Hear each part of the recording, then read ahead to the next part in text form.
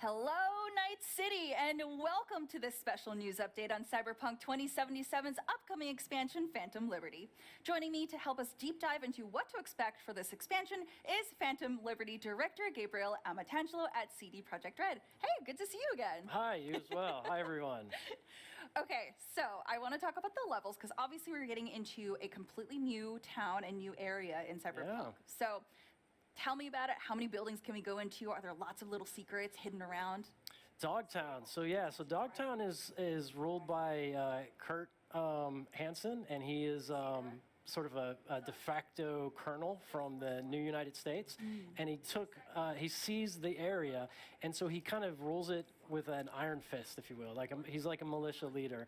And he exploits with various different weapons dealing and trading, and other black market goods, and some of which the players can get a hold of. So generally speaking, we wanted it to have sort of an oppressive feel. So you see his militia, his units around, and you kind of are on edge. The communities are, ruled strictly, if you will. But at the same time, the NCPD and the corpos are not allowed there. So it's a place that some, unsavory characters escape to. So it's a rougher area. Could we be one of those unsavory characters? Certainly, it's a role-playing game after all. You can, and I think we talked about a little bit last time. If you start committing crimes or getting out of order in that area, he will send his units after you. And it can escalate, and they can bring out, APCs, vehicles with mounted weapons, so on and so forth. Yeah, so we have new footage here, so kind of run me through what we're seeing right now. So this is our gameplay trailer, and right now we're seeing Dogtown at the beginning when you actually, this is in the story, right after the plane gets shot down, like we saw in the story trailer, and exploring the kind of destruction that it caused in the way. We're getting into a vehicle right now and gonna head to the crash site, where you're gonna start to see some of Kurt's militia kind of trying to lock down the area, and you're going to have to tread carefully. Yeah, so we see some vehicular gameplay here, obviously, but vehicle combat is a big addition to Phantom Liberty. And how did that influence the streets and the quests of Dogtown? Yeah, so I mean, you can, as you're going from location to location, let's say quest spot to quest spot, along the way there's a lot of dynamic events that can happen.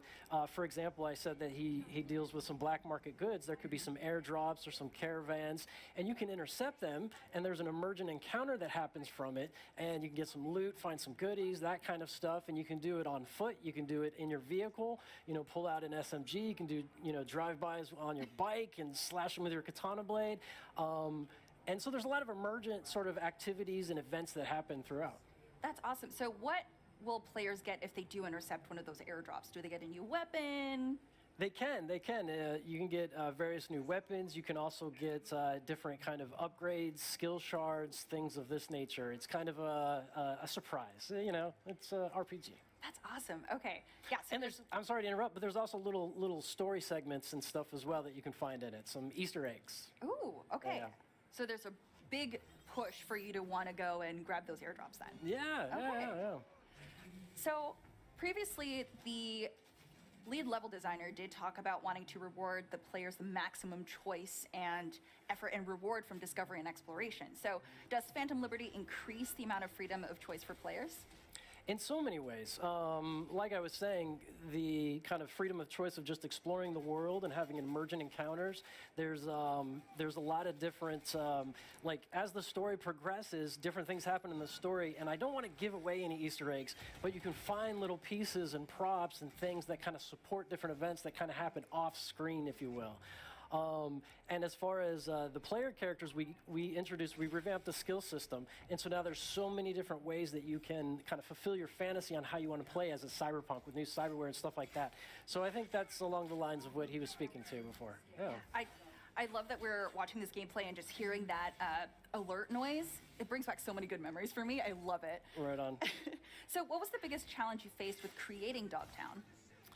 Oh, well, trying to strike the balance between having that kind of oppressive feel, if you will, and that danger, and also encouraging exploration. We think we struck a good balance with how you can kind of get in and out of encounters and all the different tools you have now to escape. For example, air dash, and the new, you can cloak and get out of combat, a lot of different stuff like that. But I would say that was probably the biggest challenge in the overall kind of level design of it.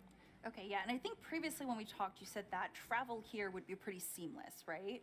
Being able to get from one part of town to Dogtown, right? Oh, yeah. So at the beginning, you approach a very sort of intimidating gate, and there's a story sequence there on how you're going to get through it, and I don't want to spoil any of that. But as you get farther in, you're going to, because V as a merc have some fixer connections, you're going to get some connections to be able to pass in and out. But yeah, it's contiguous from the beginning of the story. It's contiguous all the way in, and then as you want to come and go, and you can go back into base game quests, back into Phantom Liberty quests. You can go back and forth at your leisure. Okay, so if you were to recommend this to a new player, would you say, hey, play through the main story first, or would you say that they could play this and then also incorporate Dogtown in, their full playthrough? I mean, the most fun is definitely both parts, but we are introducing so much in 2.0 that you get for free, without Phantom Liberty. So it's the best time to come back. I mean, I don't know how else to answer that. There's so much. I could go on forever. There's so much I can speak to of what specifically in 2.0 versus Phantom Liberty. I don't know if we want to get into that, but I could. I mean, yeah, no, what are your favorite parts of 2.0 that you're very excited for players to get their hands on? Yeah, so I mean, well, the police system and how that is very organic and has, it escalates to where, like I was saying, at certain points, they'll start bringing out the big guns, vehicle combat. You can get into a fight with Max Tac. There's 5 different Max Tac archetypes. 4 of them come down in an AV at once. They can hack your vehicle and stop you.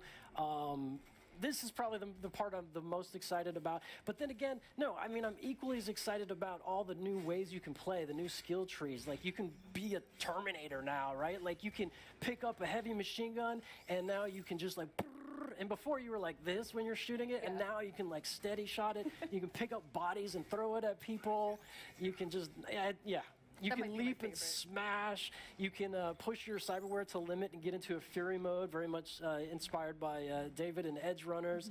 And your health starts going down, but the more you press your attack in that build, the more you're getting your health back. So it's a new way to play right in the mix of the action. We still have the traditional, cover fire and stuff like that, but we got new AI, new mechanics. The netrunners have a new way. The netrunner NPCs have a new way they come at you. They can proxy their hacks through devices. Like I said, I could go on for so long. There's so much new stuff to talk about. Yeah, that makes me so happy to hear you get so excited, and I'm really excited. I feel like I'm just taking your energy and absorbing it, and I'm next month cannot come fast enough. Every time we talk, I just get more excited. So I do have to ask, obviously, last time we talked, this was going to be the last expansion for Cyberpunk. So is this going to be, I know you're going to have more mini updates for balancing and such, but is this pretty much the end of the big expansions for Cyberpunk and basically full steam on the sequel? Yes. This is the last big expansion, and yeah, we'll have some smaller updates afterwards. But yeah, and then it's going to be Cyberpunk 2. So excited. I feel like you're giving us so much with this, and now you're giving us a sequel? That's going to be so fun. Yeah. Okay, so